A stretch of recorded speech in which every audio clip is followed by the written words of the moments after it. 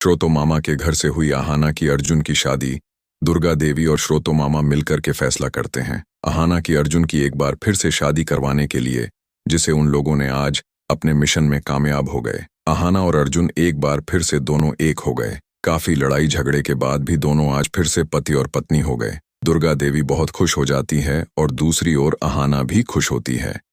अर्जुन के साथ में शादी करके अर्जुन भी अहाना की मांग में सिंदूर डालने के बाद बहुत खुश रहता है, क्योंकि अर्जुन अहाना को ही अपना पत्नी दूसरी बार बनाने के लिए सोचा हुआ था और आज अर्जुन का सोचा हुआ सपना पूरा हो गया। शादी के पहले ना तो अर्जुन को ना तो अहाना को सच्चाई का पता नहीं चल पाया हुआ था कि उन लोगों की शादी एक दूसरे से होने वाली है, क्योंकि अर्जुन यह सोच लिया हुआ था अब अहाना हमारी जिंदगी से हमेशा के लिए चली जाएगी, अब उसकी जगह कोई और लगा। दूसरी ओर यही अहाना भी सोच रही थी कि अब हमारे जिंदगी में अर्जुन का साथ नहीं लिखा हुआ है, अब हमें हमेशा के लिए अर्जुन से अलग होकर के अपना जिंदगी गुजारना पड़ेगा।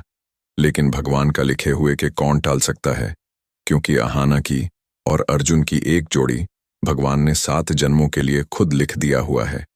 इसीलिए आज एक बार फिर से इस रिश्ते के टूटने के बाद अहाना और अर्जुन एक हो गए। अहाना और अर्जुन को साथ देख करके कितने लोग खुश हैं, वह सभी लोग कमेंट बॉक्स में जरूर बताइएगा। लिख करके अपना राय कमेंट बॉक्स में देना बिल्कुल भी ना भूलिएगा। अगर आप सभी लोग अहाना की और अर्जुन की सच्चे फन होंगे तो जरूर अपना राय कमेंट बॉक्स में लिख करके बताएंगे। अर्जुन और अहाना पर टिक गई थी, दोनों एक ही छत के नीचे थे, लेकिन एक दूसरे से कुछ कदम दूर। अहाना नीचे आकर मंदिर के सामने खड़ी हुई, दिया जलाया और आंखें बंद कर लीं। उसने धीरे से कहा कि अगर यह रिश्ते में सच में कोई आखिरी सांस बाकी है तो ईश्वर आज कोई संकेत जरूर देंगे। उसी समय अर्जुन भी वहीं पहुंच गया। उसके कदमों की आहट सुनते ही अहाना ने आंखें खोल दी। दोनों के बीच एक पल ऐसा आया जैसे समय ठहर गया हो। अर्जुन जैसे कुछ कहना चाहता था, लेकिन शब्द गले में अटक गए। कितना अजीब होता है जब दो लोग एक दूसरे से बोलना चाहते हैं पर बोल नहीं पाते। अर्जुन ने बस इतना कहा कि कल रात जो सुना और देखा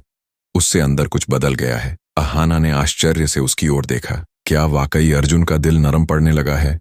तभी ऊपर की मंजिल से आवाज आई। दुर्गा देवी और श्रोत मामा कुछ भारी कागजात लेकर नीचे आ रहे थे। हवेली के बीचों बीच सब जमा हो गए।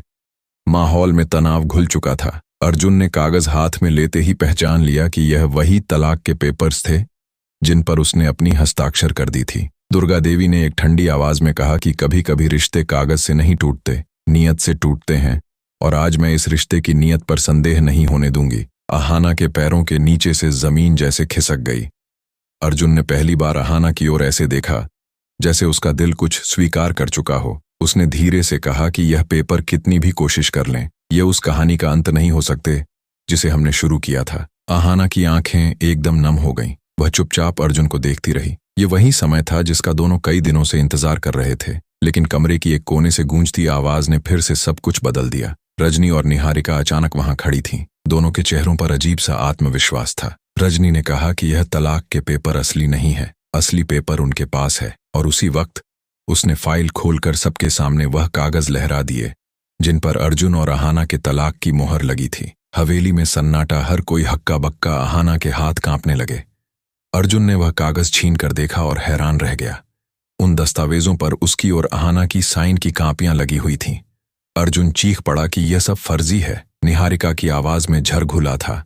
उसने कहा कि सबूत झूठ या सच नहीं होते, सबूत सिर्फ अदालत में मायने रखते हैं, और अदालत में यही कागज चलेंगे। वहां रिश्ते की सच्चाई नहीं, कागज की मोहर बोली जाती है।